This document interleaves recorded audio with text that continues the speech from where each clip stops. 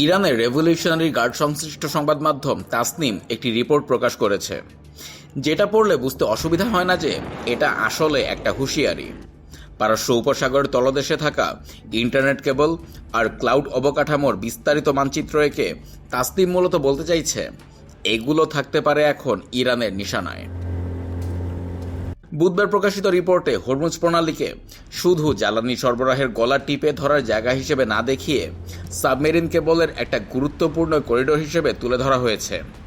এই কেবলগুলো সংযুক্ত আরব আমিরাত, কাতার, বাহরাইন, কুয়েত আর সৌদি আরবের মতো দেশগুলোকে ইন্টারনেটের সঙ্গে যুক্ত রাখে।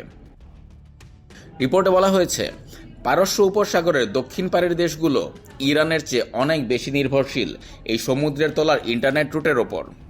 মানে এই কেবলগুলোতে কিছু হলে ইরানের চেয়ে ওই দেশগুলোর ক্ষতি হবে অনেক বেশি। বিষয়টা আরও গুরুতর হয়ে ওঠে যখন দেখা যায় তাসনিম শুধু কেবলের কথাই বলেনি, বিশেষ করে সংযুক্ত আরব আমিরাত আর বাহরাইনে যে বিশাল ক্লাউড ও ডেটা সেন্টার অবকাঠামো আছে সেটার দিকেও আঙুল তুলছে।